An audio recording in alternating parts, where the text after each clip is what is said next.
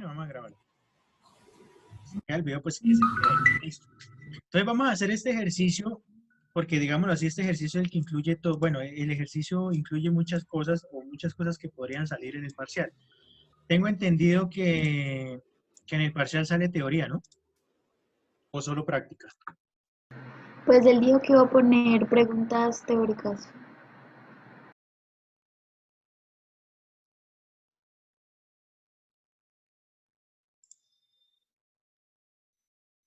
Listo. Entonces vamos a ver por acá. Vamos a leerlo. Entonces, 2. Se describe un experimento para determinar el efecto de 4 tipos diferentes de puntas en un probador de dureza sobre la dureza observada en una aleación metálica. Se obtuvieron 4 ejemplares de prueba de aleación y cada punta se probó una vez en cada ejemplar, produciendo los siguientes resultados. Entonces, y tenemos 4 preguntas para esto. ¿Listo?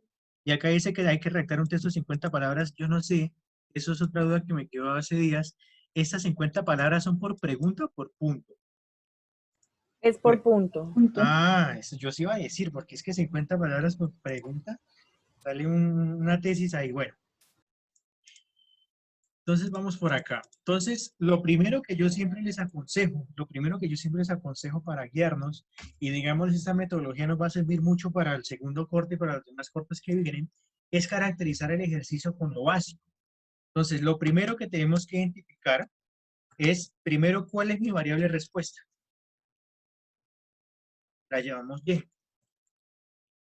¿Cuál es en este caso, en este experimento, cuál es la variable de respuesta que estamos manejando?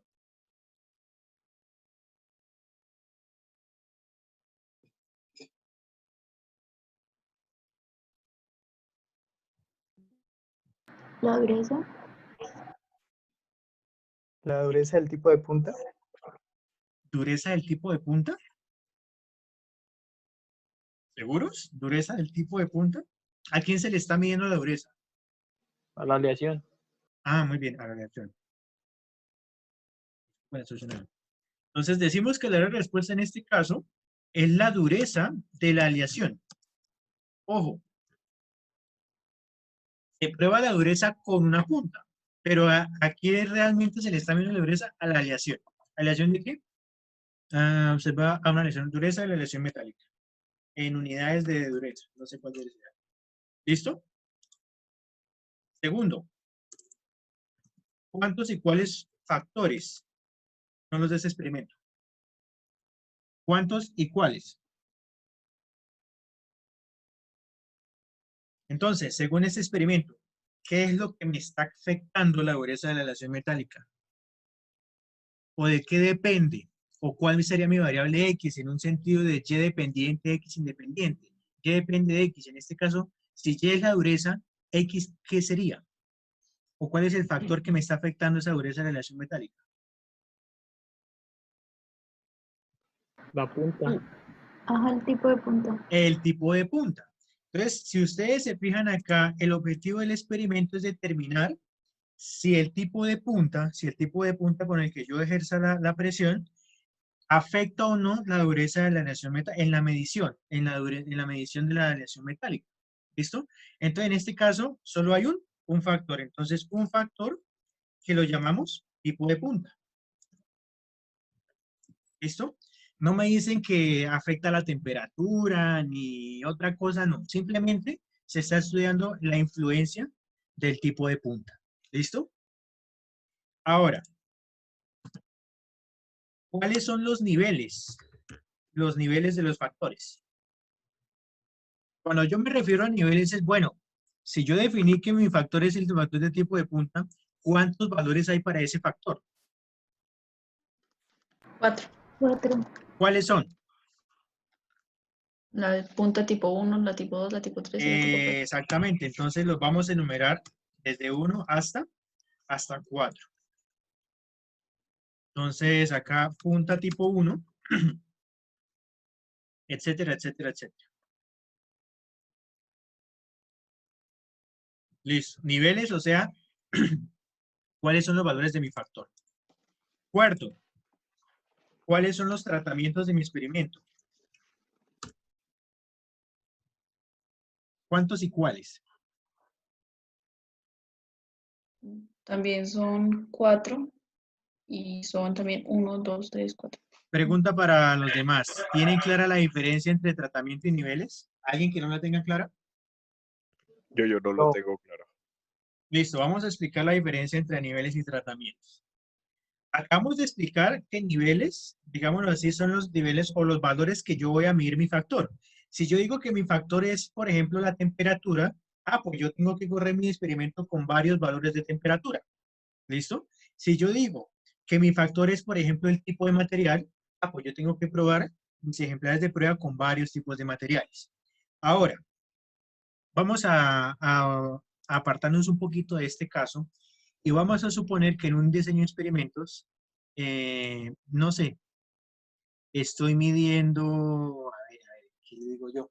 La dureza de un pan. Yo siempre me voy con las panaderías, no sé por qué. Entonces, vamos a medir la dureza de un pan.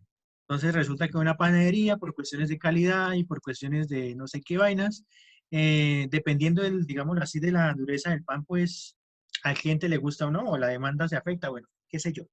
Entonces, acá la variable respuesta que yo estoy manejando es la dureza del pan, en unidades de dureza que no sé cuáles serán. Y yo digo, bueno, la dureza depende de dos cosas. Una, por una parte, depende de la temperatura al cual yo le dé el horno, pero por otro lado yo digo que también depende del porcentaje de levadura que yo le haga a la masa o a la mezcla para hacer el pan.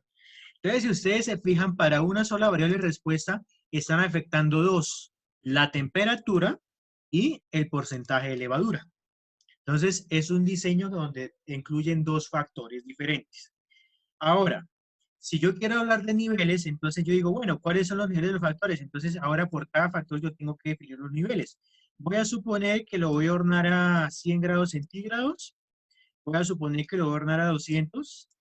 Voy a suponer que lo voy a hornear a 300. Y voy a suponer que lo voy a hornear a 400. O sea, mejor dicho, me quema ese pan en menos de un minuto. Una suposición. Ahora, entonces, porcentajes de levadura yo voy a manejar tres.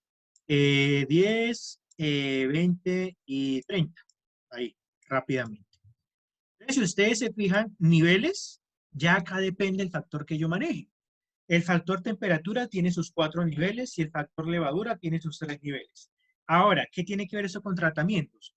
Cuando usted va a correr el experimento, usted tiene que correr el experimento con una temperatura y un porcentaje de levadura y ver qué pasa. Luego, coger otra temperatura y ver qué pasa con otro porcentaje de levadura y ir así corriendo sucesivamente ese experimento a ver cómo es que interactúan esos.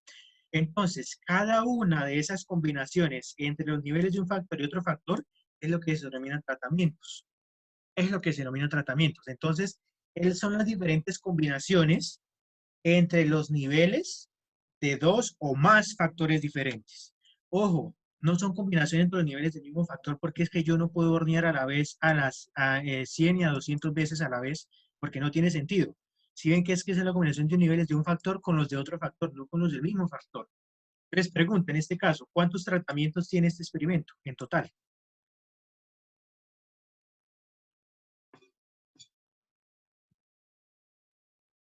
¿Cuántos que, perdón, no te oí? ¿Cuántos tratamientos en total tiene ese experimento? El que yo le di, el que yo acabo de dar, el del pan. 4, ¿no? ¿Por qué? Tratamiento tiene 12. 12 tratamientos, claro. Pero usted me dirá, deme un ejemplo de un tratamiento. Alguien, deme un ejemplo de un tratamiento. Sería a 100 grados con 30 de levadura. O sea, creo que Exactamente. es como lo que conocíamos como combinatoria. O como... Exactamente, combinatoria o principio multiplicativo. Entonces, si yo tengo 4 acá y 3 acá, entonces 3 por 4, 12, 12 tratamientos en total.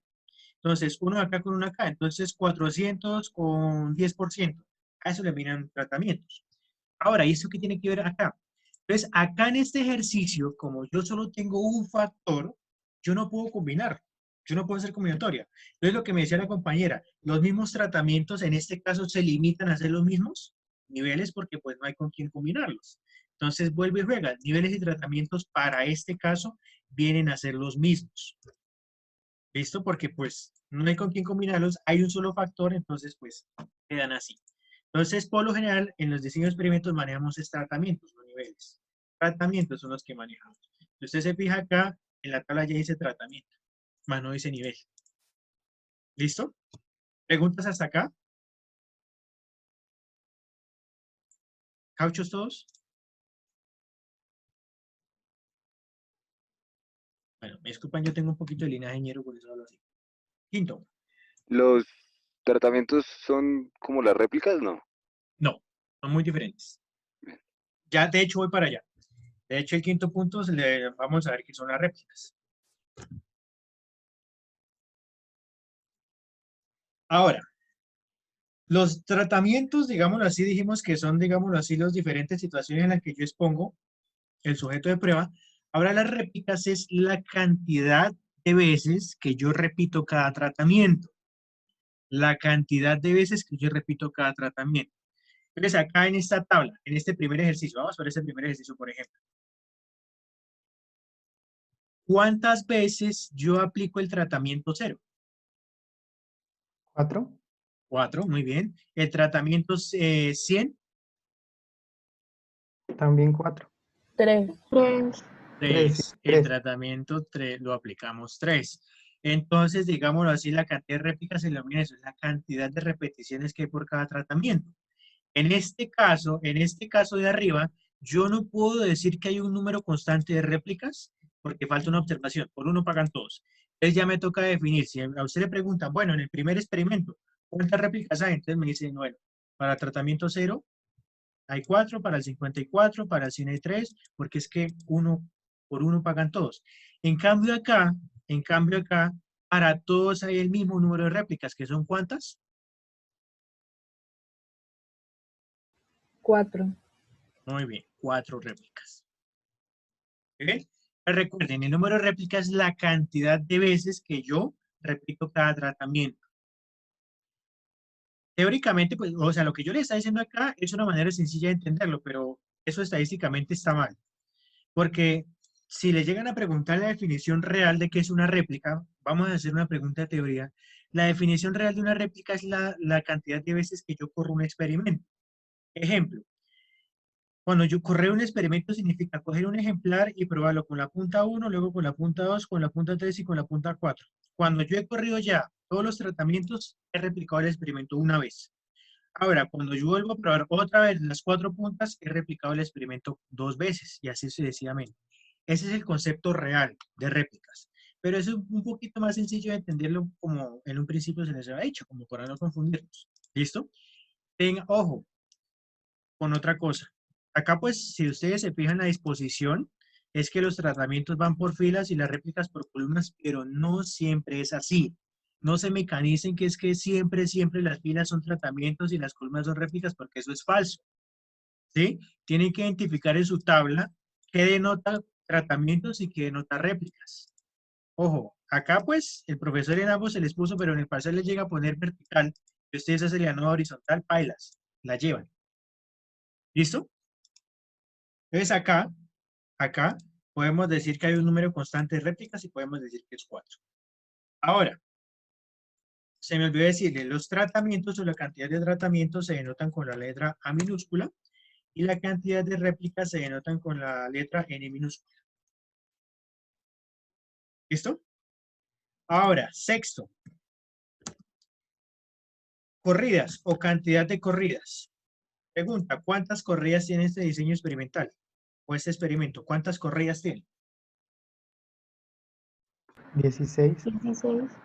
16. Entonces el número de corridas hace referencia al número total de observaciones que yo hice. En este caso son 16. El número total de datos. Entonces 16. El número de corridas lo vamos a denotar como N mayúscula. ¿Listo? Y finalmente, lo que a veces, lo que más se nos dificulta entender. ¿Cuál es la unidad experimental?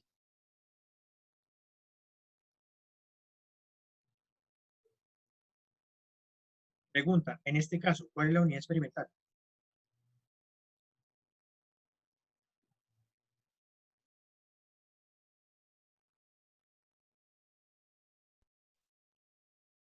¿Y no son las puntas también? No sé. No. Las puntas son, digámoslo así, los niveles de factor. Entonces, la unidad experimental, ¿Material? dígame, ¿El material? No, ¿cuál material? el que se le va a probar las puntas, lo de la dureza. Exactamente, muy bien. En ese caso, en la unidad experimental es al sujeto o la unidad tangible a la que yo le hago la medición de la dureza. En este caso, si yo digo me de respuesta de dureza, entonces yo me pregunta, ¿a qué sujeto o a qué elemento o a qué objeto yo le estoy midiendo la dureza? ¿A qué elemento en este caso sería? A la aleación metálica. A una, exactamente. Entonces, una aleación metálica.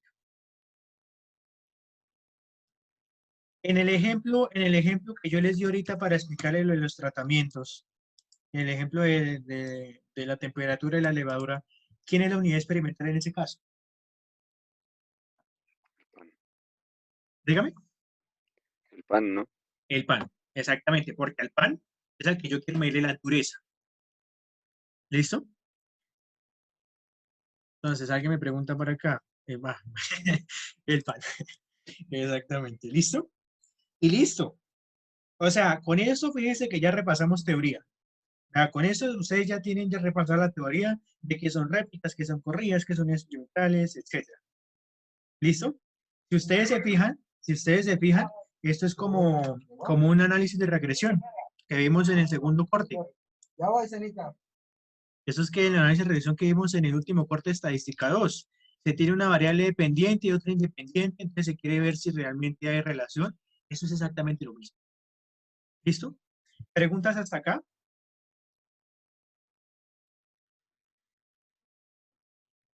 ¿Ninguna? Bueno, ahora sí pasamos a lo que vamos. Listo. Ya teniendo aclarado, o digámoslo así, caracterizado este ejercicio, entonces vamos a contestar las preguntas. Realizo un análisis descriptivo previo al análisis de varianza. ¿Se puede hacer una primera conjetura respecto a la dureza? Nombre los factores, tratamientos, unidad experimental. No, de hecho, hicimos el primer punto ahí implícitamente. Pero bueno, ¿a qué hace referencia un análisis previo? Resulta que cuando nosotros vamos a hacer estadística inferencial, pruebas de hipótesis, intervalos de confianza, diseños de experimento, siempre tenemos que hacer un análisis descriptivo de datos. O sea, como que no dejemos la estadística 1, allá la estadística descriptiva del primer corte, por allá botada, porque si ustedes se fijan, casi no la estamos usando. Pero si ustedes se fijan, la estadística descriptiva era el análisis gráfico de cómo se están comportando los datos. Entonces, cuando usted le dicen realiza un análisis descriptivo previo, de hecho el libro de Montgomery, de cualquier esto, hacen siempre un análisis descriptivo previo para como empezar a sospechar por dónde va la cosa. Entonces, ¿cuál es el análisis descriptivo previo que yo le recomiendo para este caso? Un gráfico de caja. Un gráfico de caja múltiple para estos datos.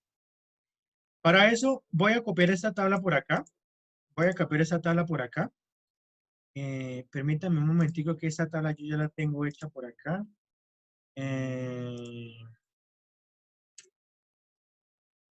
Vamos a ver dónde es que está.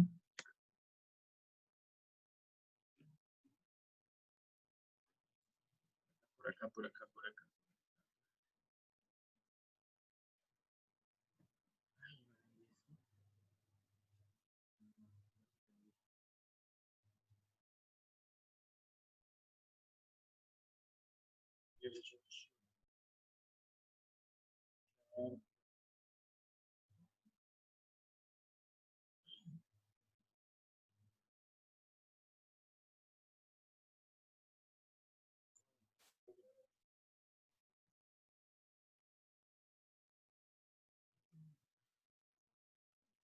¿Cómo puedo minimizar esto? Estoy grabando. ¿Qué pasa, mamá? Si no pierdo mucho tiempo. Bueno, vamos a hacerlo por acá, mano, rápidamente. Tipo de punta.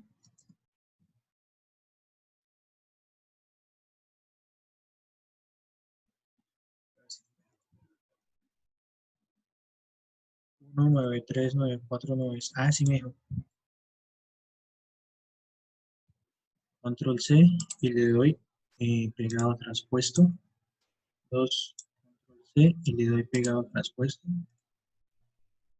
Control C, le doy pegado traspuesto. Control C. A ver, sí.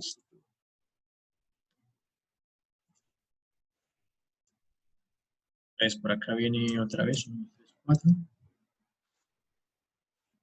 ¿Listo? 1, 2, 3, 4, 1, 2, 3, 4. Tipo de punta.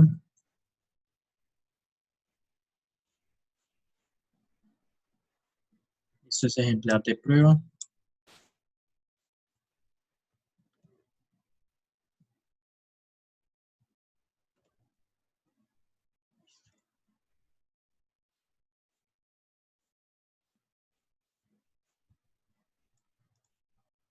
¿Listo? Ahora sí. ¿Están todos? Bueno. Ya teniendo acá esto, entonces, es un análisis previo descriptivo. Entonces, vamos a hacer un análisis gráfico de cómo se comporta el tratamiento 1 versus el tratamiento 2 versus el tratamiento 3 versus el tratamiento 4. ¿Listo? O sea, y yo el gráfico que les recomiendo, el gráfico que recomiendo es un gráfico de box o gráfico de caja múltiple. Entonces, para esto seleccionamos los datos así como están, ojo, en el formato tratamientos por fila, le doy insertar y acá hay una opción que me dice gráficos de caja múltiple. Y acá me aparece este grafiquito. ¿Listo? Entonces, vamos acá a seleccionar datos. Series 1, editar. Y si usted se fija, series 1 corresponde al primer tratamiento. O sea que la cajita azul corresponde a los datos del primer tratamiento. Entonces, a esto le vamos a llamar ejemplar 1. Copio. Ok. Editar. Ejemplar 2. Acá. Editar. Ejemplar 3. Y acá editar ejemplar 4. Ok, ok. Le doy por acá leyenda. Y fíjense que acá me denota ya la gráfica. Me denota la gráfica. Como es, vea cada cajita, vea ejemplar 1, que ejemplar 2. Estos son gráficas de cajas múltiples. En el eje vertical está la variable respuesta, o sea, la dureza. ¿Ustedes recuerdan cómo era que se analizaban las gráficas de caja? O sea, el procedimiento que era manual, que tocaba sacar creo que cuartiles o Bueno, sí, pero percentiles. fíjese que acá Excel se lo sacó sin necesidad de eso. Me refiero a la interpretación de esas gráficas de caja, cómo era que se hacía. Que los extremos máximos son como los que están más alejados, algo así era. Exactamente. Entonces, primero, si hay asterisco fuera de los famosos bigotes, que son estas T's que hay al final de las cajas, si hay asteriscos por ahí, significa que hay datos atípicos. Pregunta, ¿hay mediciones atípicas en este caso? No, señor. No hay mediciones atípicas para ningún esto. Bueno, empezamos. Listo. Ahora, si ustedes se fijan más de cerca, cada grafiquito tiene una X y una línea que separa la caja en dos. ¿Sí la ven?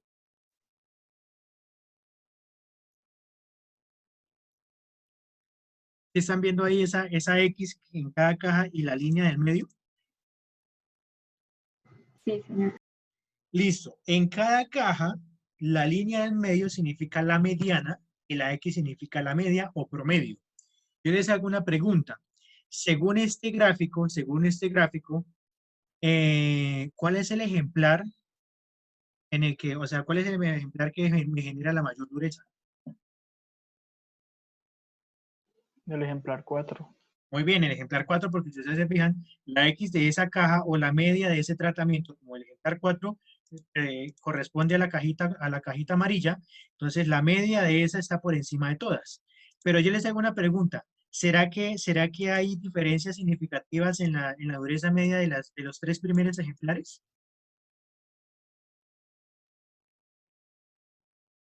¿Será que difieren mucho las medias de esos tres primeros ejemplares? ¿Qué opinan ustedes? No, no difieren tanto. No. Exactamente, entonces vea, acá ese análisis previo uno sospecha de que la ANOVA, me sospecho yo pecho, de que la hipótesis nula no se va a rechazar, o sea, significa que no hay diferencias significativas, porque si ustedes se fijan, la mayoría de las X casi están en línea recta, a excepción de la caja 4. Pero entonces la mayoría, fíjense que son iguales. La mayoría son iguales. Entonces, uno ya con un análisis previo, uno ya, digámoslo así, uno ya intuye a qué conclusión tiene que llegar uno. ¿Listo? Ahora yo les hago una pregunta. Con este gráfico, ¿ustedes pueden intuir si se cumple el supuesto de homocedasticidad?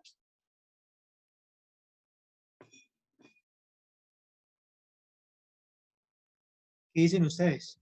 Creo que sí, porque ahí es que no, que todas sean, ¿y cómo era? Que la línea, ay, que no se salgan como de una línea media, de una tangente, por decirlo así. No, Pues eso es otro gráfico que hacíamos de los residuales versus los promedios. Pero yo me refiero a este gráfico en específico. ¿Cuál es el supuesto de homocedasticidad? El supuesto me dice que todos los tratamientos tienen que tener la misma variabilidad, ¿cierto? ¿Sí o qué? Sí. Entonces, en el diagrama de caja, ¿cómo se evidencia la variabilidad? La variabilidad es la distancia que hay de bigote a bigote. La distancia que hay de bigote a bigote. O digamos así, la anchura de las cajas. Si ustedes se fijan, el ejemplar 1, 2 y 4, prácticamente las cajas tienen la misma altura. Y la caja del ejemplar 3, pues, si la corremos un poquito para arriba, pues no es mucho la diferencia entre la altura de las cajas. Si la anchura de las cajas representa la variabilidad, yo le hago una pregunta. Según este gráfico, ¿será que yo puedo decir que todos los ejemplares tienen la misma variabilidad? O sea, ¿todas las cajitas tienen la misma anchura, más o menos? Anchura me refiero a esto. Anchura me refiero Según a lo esto. que acabas de decir, sí se puede decir que tienden a ser Exactamente. iguales. Exactamente, tiene que ser igual. Entonces, como que sí se cumple su supuesto de homocedasticidad.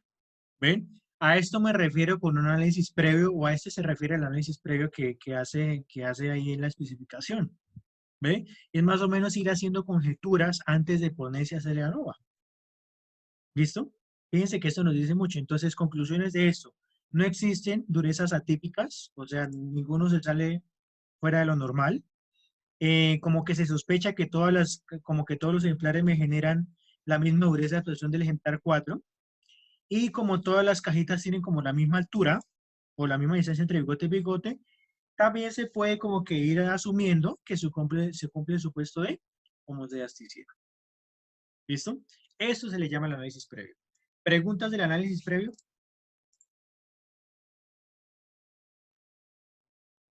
¿Alguien? ¿No alguien? Oh, claro. ¿Listo? ¿Clarinetes? Listo, continuamos. Bueno, hecho el primer punto. Nice. Ahora, ¿hay alguna diferencia en las mediciones de la dureza de las puntas? Cuando se le hacen esa pregunta es hágala nova. Hágala nova. Pregunta, ¿hacemos la ANOVA de la forma rápida para no demorarnos mucho porque el tiempo ya se está agotando? ¿O lo hacemos paso a paso? Porque ya creo que saben cómo sacar la ANOVA.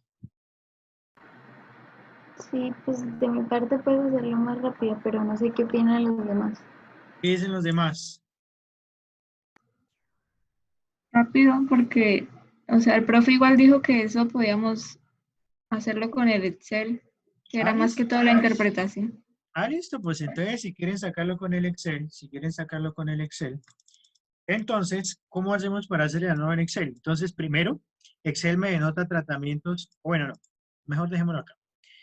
Primero tienen que tener instalado el complemento de análisis de datos. Todos en el análisis de datos. Le doy análisis de datos y por acá en una de las primeras opciones, fíjense que dice Anomal Single Factor. Yo lo tengo en inglés. ANOVA de un solo factor. Le doy OCAS. Me dice, ¿dónde están sus datos? Entonces, pues, yo le digo, mis datos están acá. Y fíjese que estoy seleccionando una columna de tipo de punta. ¿Listo? Me dice, ¿sus tratamientos están por filas o por columnas? En este caso, ¿está por filas o por columnas?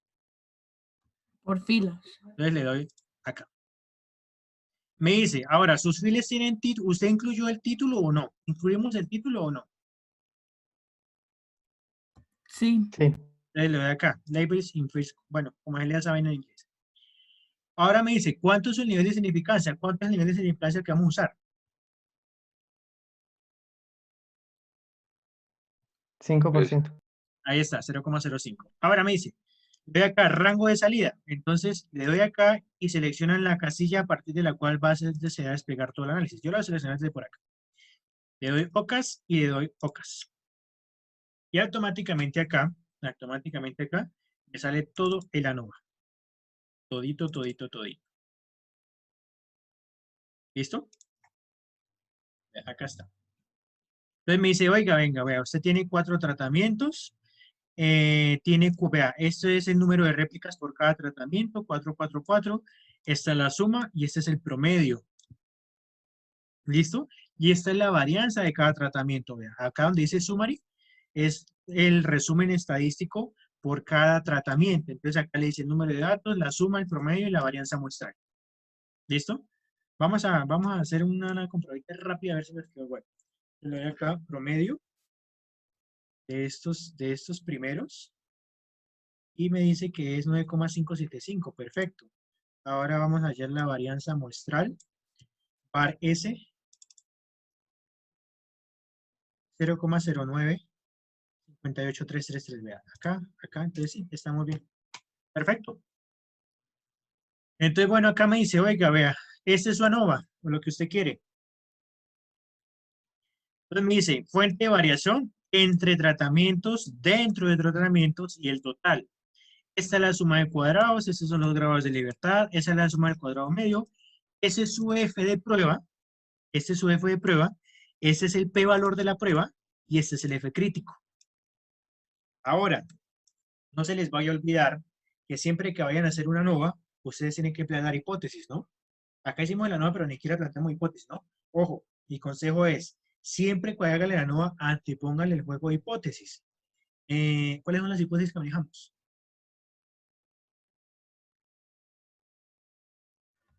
¿Alguien? Que las medias de los tratamientos, bueno, para la hipótesis nula sería que las medias de los tratamientos son iguales.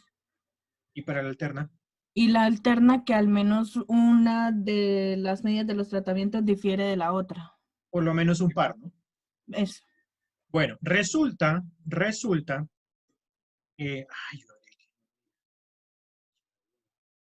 Pregunta, dígame. o sea, esa misma hipótesis nula se puede plantear con que los efectos sean igual a 0. Claro, específicamente iba para eso. Gracias por la pregunta. Voy a explicar específicamente cuándo colocar los dos tipos de hipótesis. ¿Listo? Acá. Resulta que cuando no, por ejemplo, en el primer ejercicio del taller, fíjense que acá el primer dice, escribe el modelo estadístico. Entonces, en diseño de experimentos manejamos dos modelos. El modelo de medias, que es este modelo que está acá, Y sub i j, que es igual a mu sub i e ij, o sea, observación del tratamiento I de la réplica J. ¿Listo? Ese se le llama el modelo de medias. Pero también manejamos un modelo equivalente, ojo, un modelo equivalente, que es el modelo de efectos.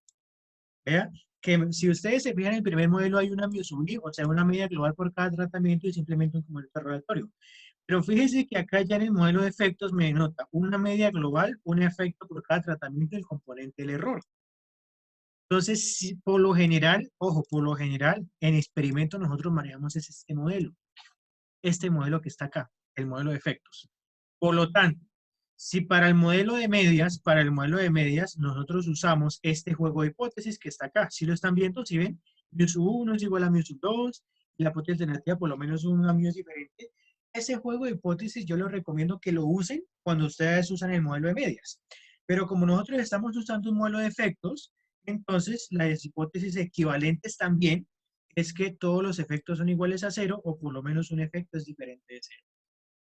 Si ven que como que el juego de hipótesis va a ser respectivamente el modelo que ustedes planteen, ambos modelos son válidos.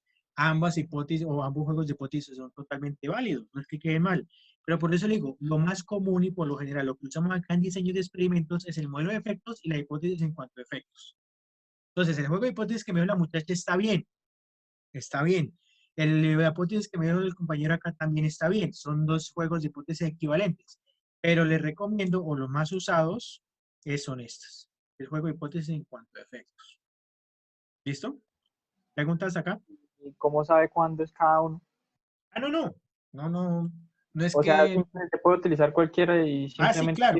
como Sino que dejarlo es que, utilizar esos dos. exactamente. Pero entonces, ¿cuándo se usa? Entonces, ¿cuándo se usa? Por lo general, es que cuando usted le pone un ejercicio, cuando le dicen, oiga, se tiene el siguiente conjunto de datos, dividido en grupos y se quiere determinar si la media entre grupos es diferente. Cuando usted le plantea el ejercicio así, de que si las medias son diferentes, pues usted pone el modelo de medias y las hipótesis en cuanto a esto.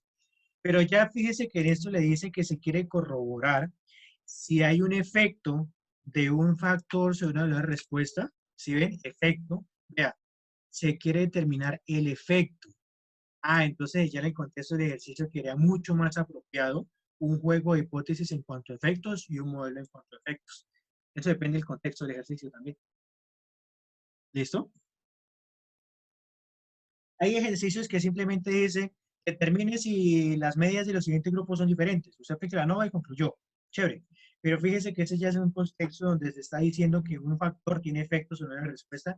Claro, entonces este juego de hipótesis es mucho más conveniente, mucho más apropiado para el ejercicio. ¿Claros hasta acá?